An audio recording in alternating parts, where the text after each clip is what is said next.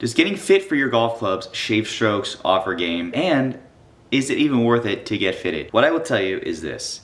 A fitting doesn't actually make you better. Well then, how am I gonna shave strokes off my game if it's not making me better? What it is doing, it's eliminating really big misses. Essentially, it's making your spread smaller. What does that mean? Let's say you miss 40 yards, right? They're gonna fit you for a driver or for a shaft that minimizes that miss. So instead of missing 40 yards right, maybe now after a fitting, you might only miss 20 yards right. With irons, let's say you have the tendency to miss 20 yards left. Let's say you hook the ball. I tend to hook the ball. When I got my first fitting done, instead of hooking the ball 30 yards, I started hooking it 15 when I did miss. So it's not making me hit better shots. What it's doing is it's getting me to miss not as drastically. So because of that, let's say you're playing a golf course and because your miss is 40 yards right off the tee, 40 yards right is probably OB. But now if you start only missing 20 yards right, at least you're in play and you're gonna find your ball. It saves you 2 shots. So if you're hitting it OB less, therefore you're going to play better. So that's what, when people say, oh, I shaved 6 shots off my handicap went down by 6 shots after a fitting, that's what they mean. Now their misses are better. They're not actually getting better at the game, but they're missing less. The game of golf is all about managing your misses. So is it worth it? I don't really know. That's up to you, because if you can get fit for a set of clubs that could cost you, let's say $5,000, and if you buy the clubs, the fitting's free. I personally spent how many years playing before I got my first fitting? It was probably almost 10 years. I got to about a scratch before I even sniffed a fitting. I always try to get my clubs cheap. I played a lot of golf to obviously get there. Did it help my game? Yes. Did I enjoy playing clubs that were actually built for me? Of course. In this video, we are going through a golf fitting. This is primarily a club shaft fitting. I'm not changing my irons in this fitting. I'm only getting new shafts. But if you want to skip to that, it will be right around, I probably would say, the 8-minute mark. I'm also getting fit for a driving iron and a putter. Prior to that, I'm testing out which head I'm hitting more consistently, which head I feel like I can hit the best. Also, this fitting's done at Truespec, so if you're in Scottsdale, make sure you check these guys out. If you like this video and you think you learned something, check them out. But let's get into it. Your honest feedback is helpful, so if you take a few swings of something and you say, I don't like this shaft, I don't like the way this head looks, feels, anything like that, just let me know, because I'd rather just get it out of your hands and work towards something that we want to hit. So essentially we're going to rinse and repeat, hit 4, 5, 6 of each, run through them all, and then we'll bring back that comparison.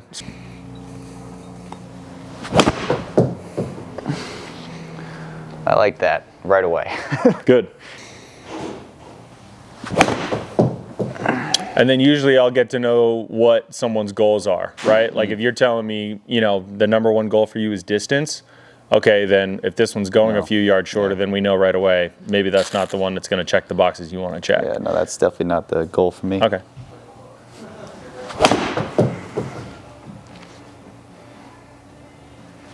So hit one more with this one, and then we'll rotate through.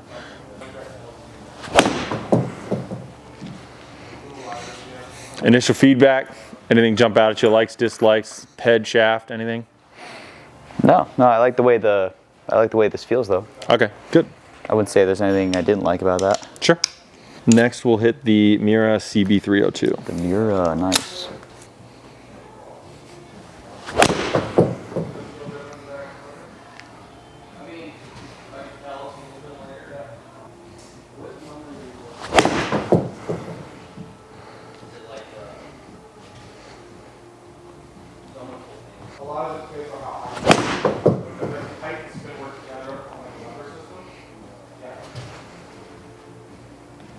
Anything jump out at you with this one so far? Yeah, I'm not a huge fan. Okay. I feel like it doesn't really feel like it's going that far left. But I gotcha. I like the Apex better, I think. Okay.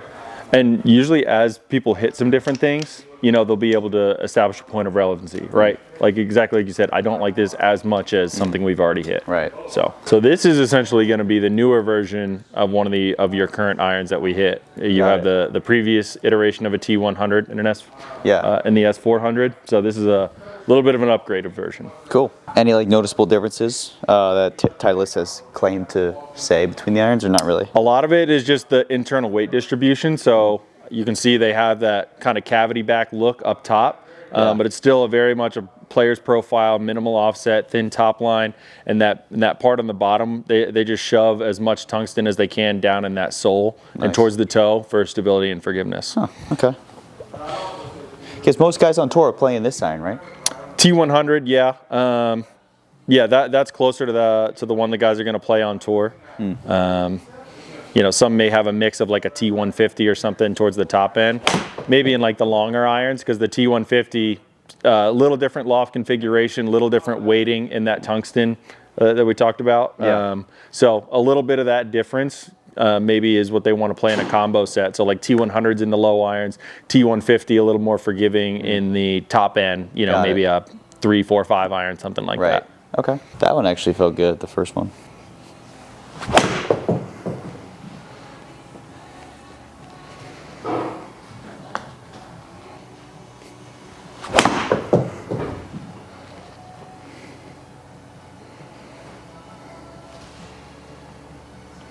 I like this. This is pretty comparable to the Callaway. Okay.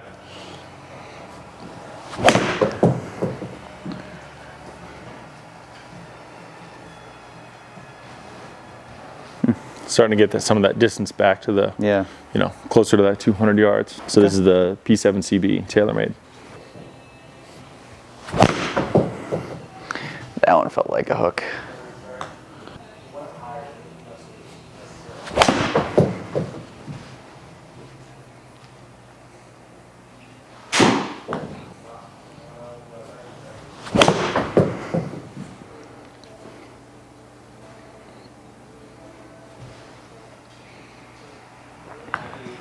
Feels pretty good. It's all pretty comparable. Yeah.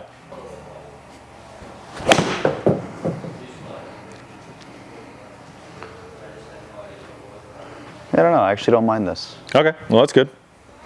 So let's hit a couple with the ping, and then we'll bring all the club heads into that comparison, see which one, maybe two we like the best. Yeah. And then pick one to test some shafts with. Cool.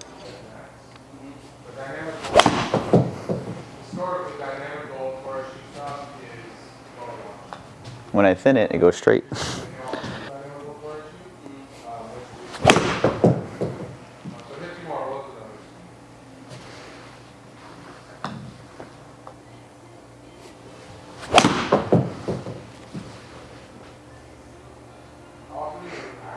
This one feels pretty good too. Yeah, hit one or two more here, and the Apex. It's the only one that didn't really sniff 200. Yeah, that sucked. So that one maybe I'd call like an outlier. You know, maybe it wasn't a great swing, but now I usually like to ask before we even dive into all the numbers, if you had to pick one of those, which one would you say subjectively is your favorite? I would say probably either the Callaway or the Titleist. Okay. So this is your comparison. So the top one, that's your current Avoda 6 iron. And then this is all the different club heads we hit, all with the same shaft to start. So column by column, this is your ball speed. You got the most ball speed out of your Avoda. You could see all those other ones, couple hanging right around the 130s. You know, the Apex CB floated down a little below 130. Launch angles, all right here, relatively close to that 13, 14 number. Those P7CB and the Blueprint S, those started to launch a little bit lower. Okay. And then your spin rates. As we kind of talked about, that small number underneath is deviation. And your spin deviation, I think, is really important because that's going to control how much movement your ball has. So that Apex CB was launching a little higher and spinning more, and I think that's why you lost a little bit of distance. Right? The CB302 from Mura launched a little lower, spun about the same. It was close to the 194, but all these deviations staying within a couple hundred is usually pretty good. The T100, 14 launch, 5400 spin, almost identical to yours. Gave up maybe a couple yards, but overall nothing too bad. The P7CB launched a little lower, spun a little less, couple yards difference, and then the Blueprint S, really low launch, 12-degree launch, mid spin, but you could see you had a much more penetrating ball flight with that one. So if we wanted to go over to our club data and revisit the efficiency conversation. So 1.35 being our target. Yeah. Your Avoda is above it at 136. The Apex, the Mura T100, just shy of it. Not that that's the end all be all, but that just means you're having to work a little harder to match that kind of distance. And then the TaylorMade and the Ping, even though you started swinging maybe a mile an hour or two a little bit slower, you were producing a lot more ball speed. So that's just going to raise our efficiency number, right? So this over here in this top right, this is the other thing we'll kind of want to focus on is your strike location. So we can see that Mura, you were catching a little high on the face. Each club, got it, okay. Right, so like we talked about, you hit your current clubs, maybe it's just you're used to them, more comfortable with them, hit those almost dead center. But like the T100s or the CB, you're pretty close, maybe hit a little heel. So that would maybe want to make me grab my slightly flatter lie angle demo in that Apex CB, see if we can't move that strike location pretty center. And then coming back to the table, kind of like we talked about with that height and descent angle. So your current set, averaging 104 peak height, 45 descent.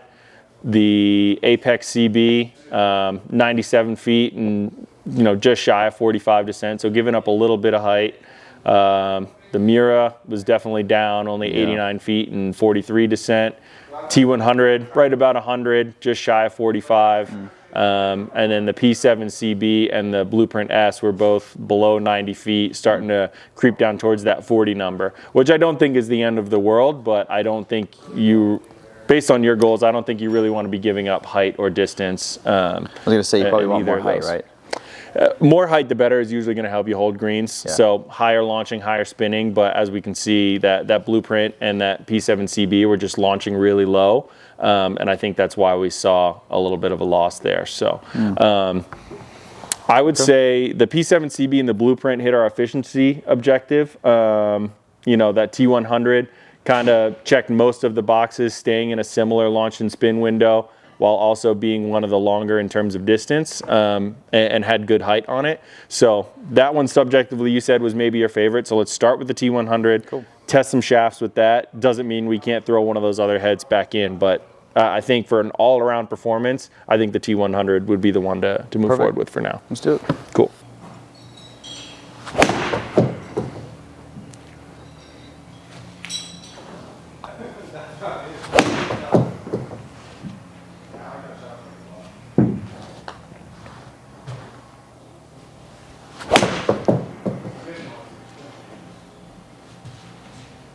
Anything jumping out at you with moving up to the X100, feel-wise?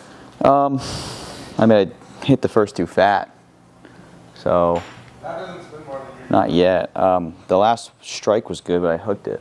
Okay. Is it heavier or no? It's going to be a little heavier, a little stiffer. Just feels like it's lagging behind a little bit more. Sure. And is that, I'm taking it as a bad thing? Or just different? Just different. Maybe I'm just like getting quick or something. I would say hit one more, and then we'll start rotating through some of the other heads or shafts.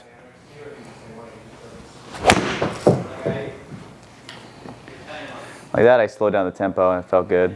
All right. Bring that back and let's rotate through. Yeah.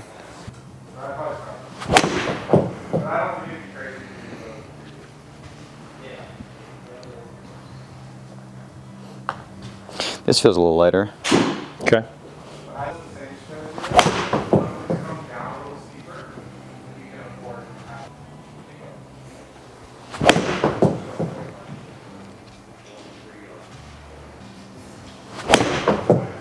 That one sounded really good. That was the swing right there. Peered that. Yeah. How'd that one feel compared to the S400 or X100? I kind of like that better, honestly. Okay. It's a little lighter. I like the heavier feel. I feel like that would be more, because the heavier, it's not going to curve, right, as much? Heavier in the shaft? Yeah. Not necessarily. It can depend. Depending on the profile, right? Depending on the profile, the kick point, what the manufacturer wants it to do, and where they want that stiffness in the more of the handle, more of the tip section. This isn't always the case, but generally a a lighter and softer shaft is probably going to be a little produce a little higher launch and spin, and then a heavier, stiffer shaft probably going to be a little lower launch, a little lower spin.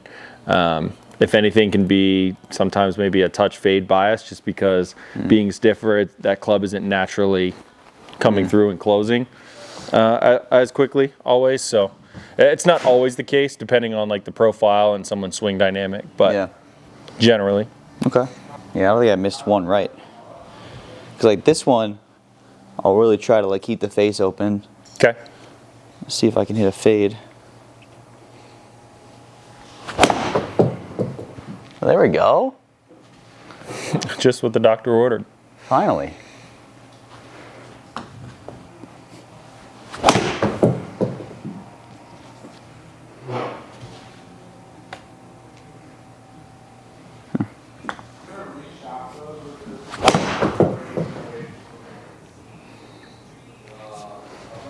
It's like whenever I play a fade, I tend to play much better. Because I can't really control how much draw. I can kind of control how much fade, because usually just, if anything, it just goes straight. And generally playing a draw, it's going to be a lower spinning ball. Yeah. And I think what we saw with you, when you get too low of a spin, even when you start flirting closer to 5,000, you just lose that spin and you lose that control. That ball's just kind of knuckling a little more, and it's just going to die out of the air. So almost versus like that spin, like you had that first cut you hit was like 6,200 spin. That one was like 7,000 spin, but they were both the same kind of nice tight cut. Now, I think going up to 7,000 spin, you obviously lost a lot of carry distance. You know, so I don't know if I would recommend that one, but the first swing you took with this one was like 6,200 spin and still in like the 190-ish carry. So a couple yards is fine. That's fine. If I hit this, you know, instead of 203, hit it 195. But a nice controlled cut. I don't care. I'd rather hit a green. 100%. You know? So, and that's where, like I kind of mentioned earlier, wanting to learn someone's goals. Like, if distance is the number one goal for you, let's focus on something at ball speed and this and that. If just finding something consistent and hitting more greens, then let's maybe focus on more like the descent angle and the spin rate control and that kind of thing. So it depends on your goals. I would definitely say control, because like that left miss, I hate it. Okay. And I've only been hitting it left all day. Yeah, but this is the first one we've been able to kind of move that ball a little the other way. I kind of over-exaggerated it, but it totally worked. Okay. I'll put like a little bit of a pull. A bit. Hit one more with this one.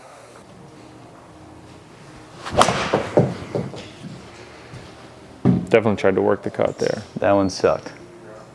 I think also, let me hit one more. I think I've been closing or having the face shut at impact, or like at address. That might be another reason why I'm pulling everything. Okay, maybe not. It's all right.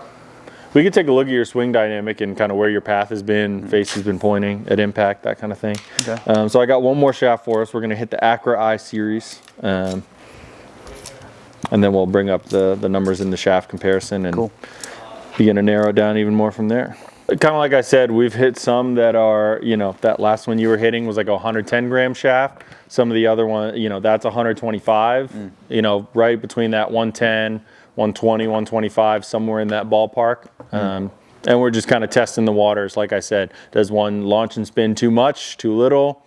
Kind of, you know, test out some different feels.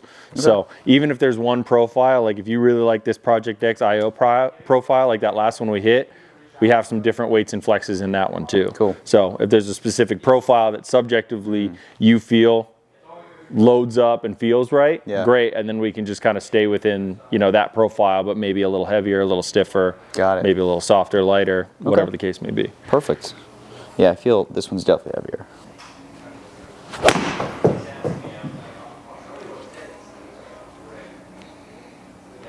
What I usually tell people is, like, if you walk into PGA Superstore and say, hey, I need a 120 gram stiff shaft, there's so many out there that can be 120 gram stiff that you're going to get totally different feels, launch conditions. So that's why we just got to come in here and test it. Got it. No, that makes sense. That's because, like, that's what I would do, honestly. Even though I'm like a scratch or +1 or whatever, like I don't know any of that stuff. Right. Right. That's why I just let the numbers do the talking. like this one. For sure. Really good. I feel like the face is just not moving as much. Okay, well, that's good. I don't think my swing's changing that much. Now, I don't fit robots, I fit humans, right? So every swing is going to be slightly different, even within a really consistent golfer like yourself, right? Every swing, minute, going to be different. So that's why we got to hit a couple and fit you based on averages.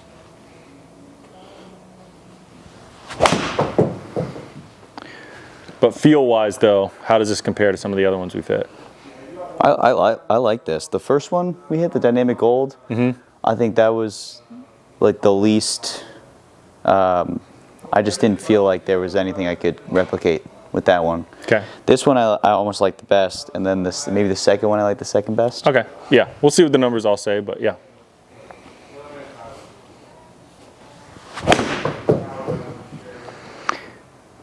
Yeah. I'll hit one more. Okay. This one I like, though. This one a lot. Yeah, certainly not giving up any distance.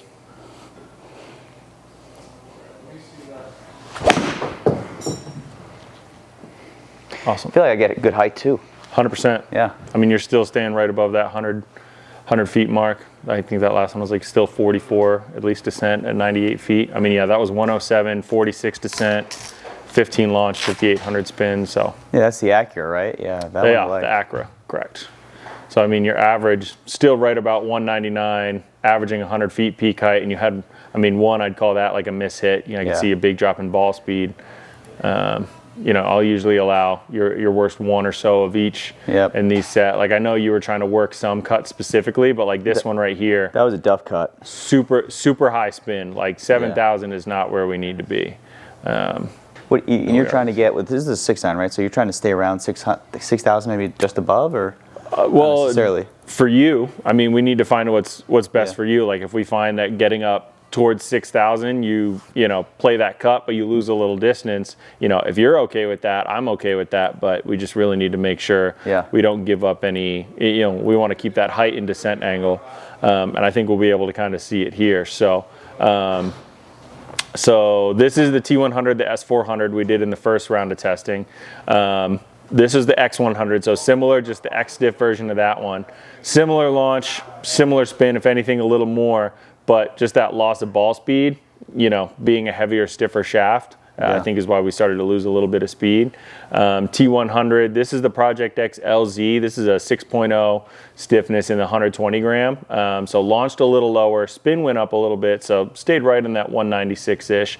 The Project X IO, that mid shaft that we hit, similar to the previous one, but ball speed was 131, low launch, 5,600 spin, 195. Now this one we tried to work some cuts in, so that's the only reason we're really seeing kind of that dispersion start to fall right of center. So I know we were purposefully trying to work some cuts, but so I wouldn't say that's the end-all be-all, but you at least get some workability in that shaft and feel like you can move it. Right. And the bottom is the Acura, the 125, and that's actually an X-Diff shaft, how they categorize it, but the Acura 125. So ball speed was okay.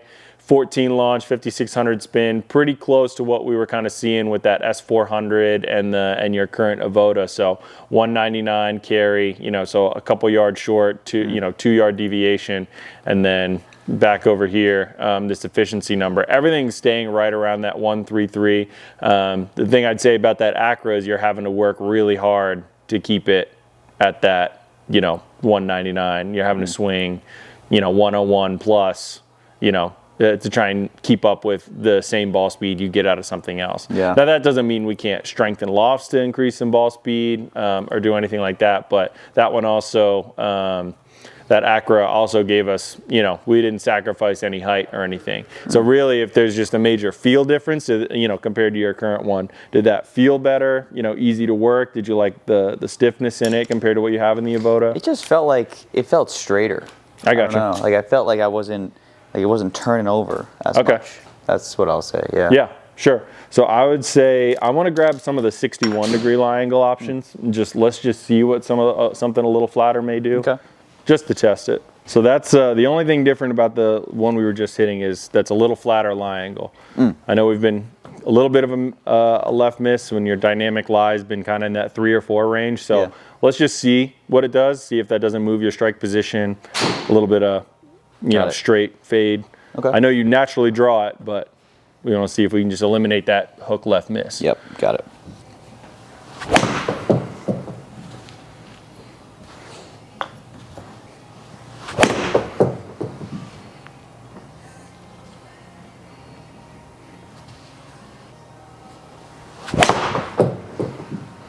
That was smoked.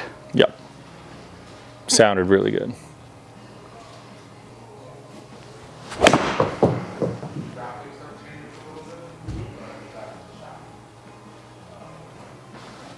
Yeah, that felt good. Okay. So let's throw some of the CB in there, the Apex CB, and kind of test back. But yeah, I mean, I kind of like this shaft.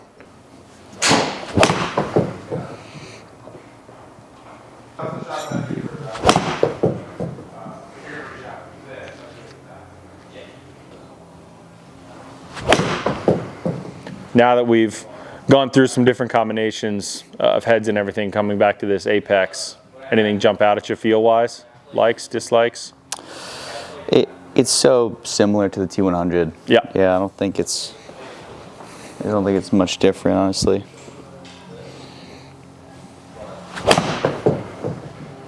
Wow. Really good one there. That was the swing right there. Yeah. Yeah. So, I mean, this shaft, we're definitely keeping that distance up for sure. 13 launch, 5,900 spin, 135 efficiency, 136 ball speed. I mean, that last one was pretty darn good. Yeah.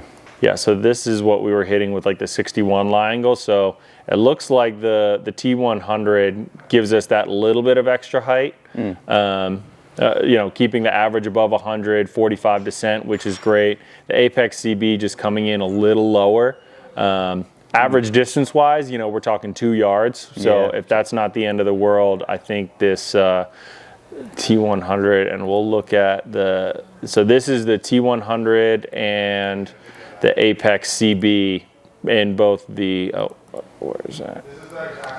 So these will be the Apex and the T100 in that S400 shaft. Yeah. And then this is the 61 lie angle in the Acro. So definitely bringing that ball speed back up in the Acro, which is good, which is where we're going to keep that distance. Yeah. The T100, like we said, just launched a little higher, spun a little more. So we're getting that benefit of a little more height.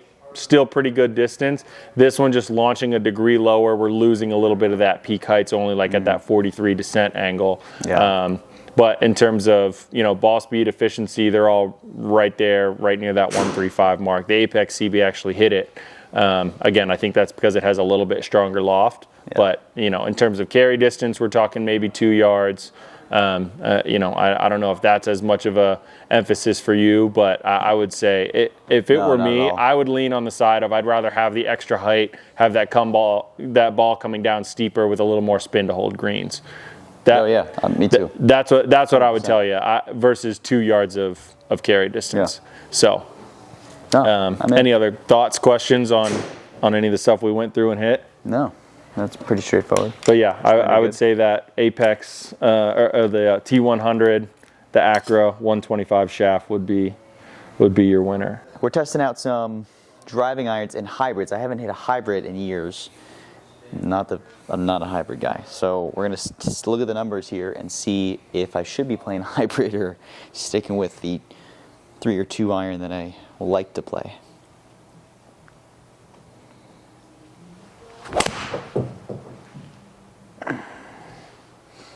Not the best first swing.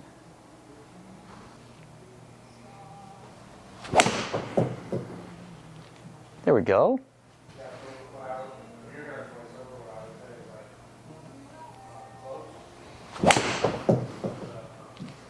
This feels pretty good. A tight little draw with a driving iron is money. I like that. Nice and controllable. And I think as you're getting warmed up to it, we've seen that speed, distance all kind of jack up. So getting that length you want out of it.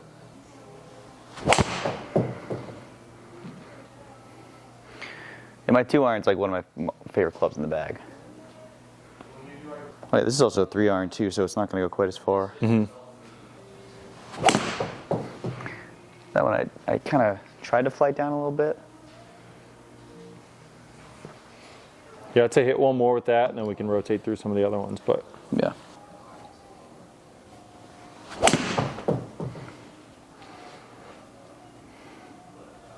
Yeah, that'll roll out. 250, that's pretty good. Cool, thank you. that's the Callaway Apex UT. Nice.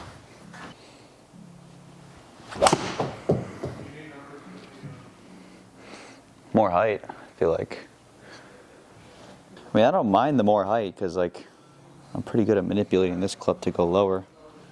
Yeah, like you said, you'd rather have that height and you be able to control it versus having to work hard to get it up in the air. 100%. Like I'll try to hit this one low. Yeah. Like I could just do that whenever. Still carries 210. We're just going to roll out 30, 40 yards. Yeah.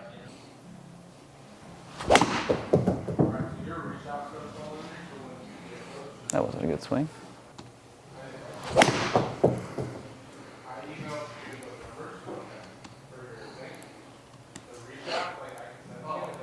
Actually, kind of like this over the T200. Feel wise, Yeah. height, anything else jump out at you? We'll dive deeper into the numbers when we compare them all. I But think the height was the biggest thing. You know, Okay. I can get it low with that club. I just liked how it could go higher if I needed it to. for sure. I mean, that last one was 72 feet of height, 34 descent, so that's almost coming in like a driver. So you still got 20 yards of roll out of that. Yeah. For sure. Ooh.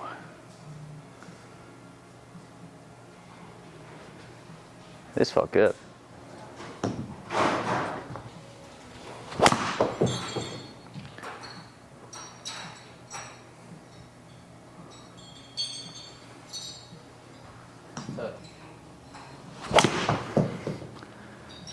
I think I got a winner. I would agree. It's not even close. Definitely the leader in the clubhouse. It's not even close. You want to take a few swings with the Mizuno? No. No, not even. I love it. Yeah, I mean that's certainly workable. No. So let's just put this one up against the hybrids. But in terms of the how and why, I mean, you're first maybe one or two with that, with the T200. I mean, this is the T200 you hit. So 144 ball speed, 35 descent, 74 peak height, average 224 carry. You got almost the same out of the Apex, just a little less height. Similar ball speed, almost the same carry. But that Strixon, I mean, add 10 yards, add another 7 to 10 feet of height on both of those. Add almost 5 miles an hour ball speed. And still getting 20 yards of rollout. Yeah. You know, I think the launch and spin, even if you're launching it at 8 degrees, I mean, that's your average. That last one, you definitely trying to work, but launching it at 10 degrees with 4,000 RPM of spin, being able to get 100 feet height out of it is just exploded off the face. Yeah. I mean, the 5 extra mile an hour ball speed, you could hear it. Yeah. For sure. So I mean, I think that's I didn't feel like I did win. anything different, and it just like first swing, I was like, oh, that's it. Yeah. That's just different. Strixon's your winner for sure. So that's the QI10 Tour 3 hybrid. All right, now we're doing the hybrid. I feel like it's just gonna get more height, less carry. Yeah, I don't know. I haven't hit a hybrid. I haven't hit a hybrid in years. Man. In years. Wow. This is new. This is different. Oh, I smacked it. Didn't go that high though. Oh, 250 in the air? Well, wait, maybe I need one of these bad boys. What are we talking about here?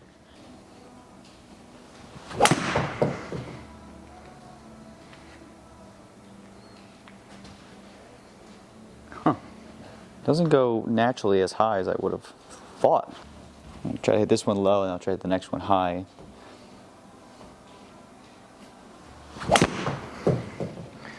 Oh, I like that. That'll roll for a while. Hit like crab, but I got height. Okay. I like this a lot better than I would have thought. I'll be honest.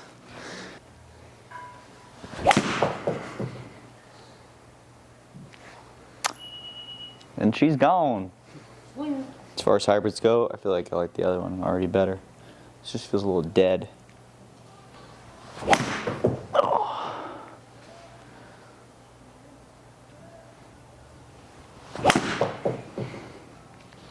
That was hit good. Overall, these are way different than I remember, the hybrids. Technology's come a long way. Yeah. I think I still like the Srixon? The Srixon. Yeah, I would say it was pretty easy to tell right away, but let's go ahead and bring them into our comparison. Utility slash driving irons we hit. So start with the T200 and the Apex UT. Were almost identical in ball speed, launch, spin, carried about the same distance, where I think we had a no-brainer in the Srixon ZX.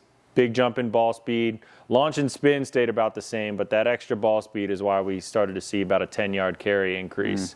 Kind of hard to see from zoomed out version, but the consistency and dispersion was a no-brainer. And as we looked at on that other chart, you're adding 7 to 10 feet, I think, average height in that Srixon iron. Yeah. So I think that checks all the boxes for me. Now, comparing that to these two hybrids, the QI10 Tour 3 hybrid and the Titleist TSR 3, ball speed was close. Launch and spin were down.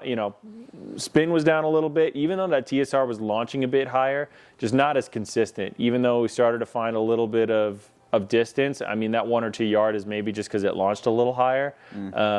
I mean, when you look at these deviations, these small numbers underneath here, this one went almost the farthest, closest in deviation, most accurate up here, super consistent in spinning at 4,000 within 150 RPM. So I think that Srixon ZX utility is a no-brainer. No-brainer. So just put them on that X. Let's roll a handful of yours, capture our baseline of data. We'll run through some numbers and fit you for a new putter. Beautiful.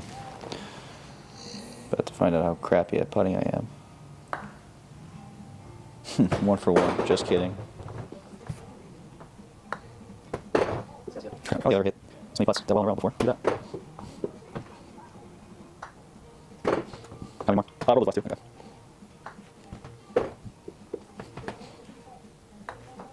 All right, so let's run through a few numbers here. This is you're going to depict our skid, our time to roll, skid distance, and distance to roll. Anything between 1.5 feet, 2 feet, and really what all this means is how quickly is that ball getting on its true line, rolling with some top spin. So if it's more than like 2 feet, that ball could be hopping around, get off your true line, and you're going to miss putts before you even really have a chance. So skid, distance, time to roll, all that stuff between 1.5 feet, 2 feet, like I said. So you're in a good spot there. Really what we want to look at is club data. When I bring your current putter in, your current Newport Plus, this right here is going to dictate 90% of it, so your face angle. So you told me before we started you pull putts, right? And you tend to have that face about a degree closed every time. And we look at your deviation, your small number underneath there, so you're within a half degree either way. So some you could be closer to maybe 0.3 of a degree closed. Some of them you could be as far out as maybe almost a degree and a half. Yeah. So if you start pulling that more than a degree and a half, you're going to miss a 10-foot putt by a foot to the left or more. Wow. So our goal is to keep this face angle under 1 degree and tighten that deviation as much as possible. Now, since you tell me you miss putts, let's see if we can get that closer to 0. Even if we start to err on the side of leaving that face a little bit open, that means we're at least making a change. Yeah. And that's how we can go from there.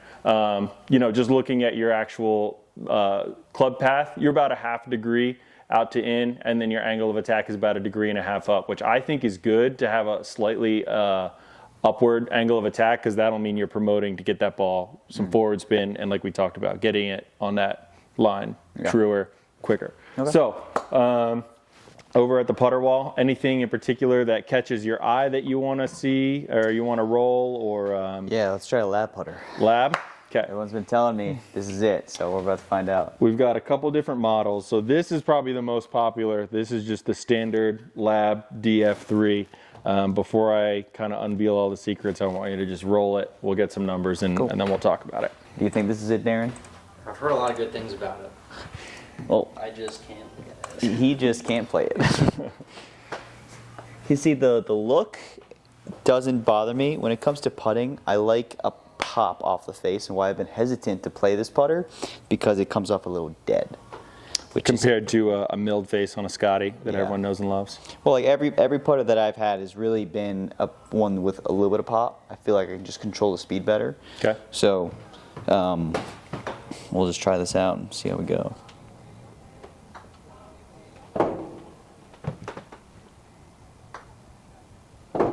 Beautiful.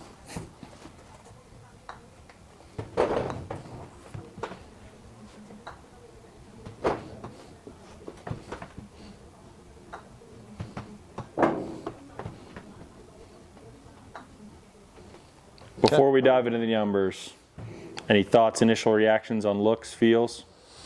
Definitely feels more dead off the face than my putter. But I feel like it just goes back and forth, straighter. Like obviously there's no toe hang, right? So Yep. And that's exactly what it's designed to do. So it's kind of like a zero torque. Is kind of the idea behind it, and you can see it's a center shafted, which you generally see in like a face balance putter, but that is designed no matter what to keep that club face as square to the target as possible. And when we as players putt, we have designed, or a lot of people have used like an arc putting stroke, and we're naturally going to apply some torque as we go through our putting stroke, and that's designed to just minimize that as little as possible. So kind of running through some of those same numbers, your skid distance, time to roll, and distance to roll went up a little bit. So we added about 6 inches worth of hopping around and skidding. So it's just taking a little longer for that ball to get on its first full rotation. So this is kind of the high end limit of what I would like to see. So if we bring this in and compare your club face angle at impact to what you had with yours. So now we've pulled that lever all the way to the other side. You're missing putts and leaving that face open. So it's good that we've made a change. Now we just need to know, okay, that's going too far the opposite way. Let's slowly reel it back and try and get that as close to zero as possible. Okay. Does that make sense? So that's doing too much of a job for you. Got it. Right? We need to find something that's, a little closer to what you have, or maybe somewhere right in the middle. Cool. All right. Okay. Oh, Big Daddy. Or that's the DF3 that we need. This is the Mez Max. Ooh. That one. So that's got the 17-inch counterbalance grip on it. Oh, this could be it. No. Yeah, that's more of a counterbalance. So as you choke down, there's some of that extra grip up top. And what that's designed to do is really take some of the weight out of the head that you feel, and just kind of stabilize the stroke as you go back and through. Having a little bit more weight above your hands, closer to your chest, is designed to keep that much more stable. Thoughts on that one? I like the weight. Okay. I like the weight a lot. Yeah, so I think that counterbalance is going to be helpful for you. So let's just bring it in here. See how that did. So skid is still under 2 feet. That's okay. Now when we look at the club data, still a little bit closed, but a lot less. The only thing I see that's kind of a concern here is your efficiency ratio. So that means you're getting a lot less of that pop you talked about when you talk about ball speed. So if you look, you're starting to dip down. We're talking about a couple tenths, not a lot, but I think over time that's kind of what you described to me. So we're closer to zero. So this tells me that this is the one that gets as close to square as possible, 0.3. So it's a little less open than what you came in with, but definitely more closed than that Lab DF3 is designed to do. So that one's starting to work right towards the middle of what we're looking for. Cool. We know, I don't think going all the way to a face balance putter is necessarily what you want. So when you look at a face balance putter, you can look at a couple things like the neck configuration. So like the longer the neck, generally you're going to have a little more of, you can see that face balance wants to point straight up in the air. So I don't think something like that would be good for you, because this is designed to help that putter close a bit more, versus something I think like this could be an option where it's got a short slant neck, and even though it's not pointing straight up in the air, it's still got a little bit of toe hang. So it's still going to stay a little bit open, which is kind of closer to what you need. Okay. So this will be the Scotty Phantom 7.5. Yeah, just that. Might have found something. Is it rolling end over end or? stroke feels pure.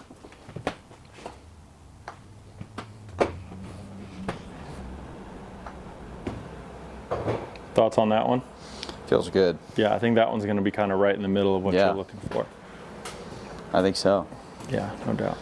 And there's a little bit of pop. I feel like maybe not quite as much as I would like to feel, but I mean, not only was the line really good on all those putts, those are pretty much perfect speed. Mm-hmm. So Yeah, it's saying you were averaging just a little bit more closed. You know, skid was borderline, right about 2 feet. So that's not, so even if this is checks all the boxes one way or the other, that's something where if it's skidding a little much, I maybe just strengthen the loft a little bit, right? Take a little loft out of it, and that may bring back some of that pop, stronger lofted, get a little more ball speed, get it going out a little quicker. It's saying you're averaging a little more closed on that one, but from what I saw on there, your efficiency's back up. Everything else, you know, path within a half a degree is pretty consistent. So. A little interesting that we saw that much of a face angle close, but all the ones we saw like in person, it seemed to roll pretty well. Let's keep this one in mind. Anything else on here kind of jump out to you looks wise? I would say something with like that short slant neck, you know, something like that is going to be what we want to maybe try and make sure we leave that face just a little open. I don't know. Telling me you want to stay with a milled face. I'm a little hesitant to give you something like with that insert. You like that little bit of a not pop? Really an insert guy. Yeah. Maybe that one or that one. Yeah. What do we like? That one.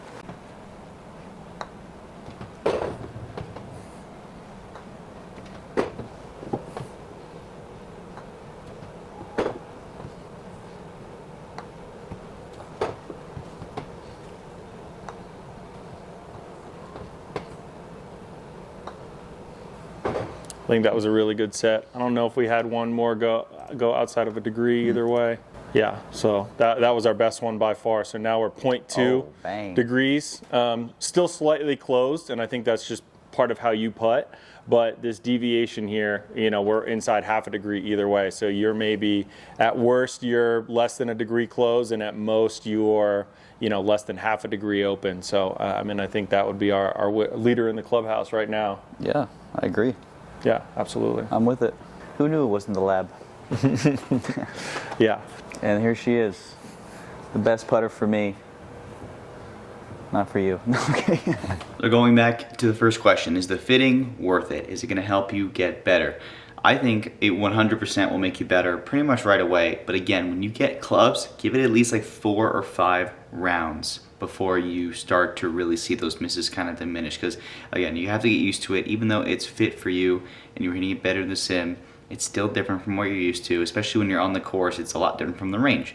You have to just practice with them, and then I promise you, you'll like it a lot better. I think it's worth it. It totally changed my game and how I approach golf after I got the fitting done. If you are a serious golfer, I would highly recommend it. If you are a casual golfer, you don't really need to like get a set that you can just play with and give it a year or two. If you get addicted like I did, get fitted. If you don't really care, who cares? But I hope this video helped. Also, thank you to Truespec for having me in the fitting. It was a really, really cool experience. I haven't been fit for clubs in like 2 years since this fitting, so that was awesome. Also, thank you to Alex for the fitting. He was the guy that was also talking in the video, so again, thank you to Alex. I'll have Truespec's links below so you can go check them out. And if you're in Scottsdale, that's where I got my fitting done. You can check out Truespec there. They have a base here so you can get fitted. If you want Alex to fit you, he's a really smart dude. You can obviously tell in the video. You can recommend him, and I'll have their stuff below so you can check them out. I would highly recommend it, and I'll see you in the next one.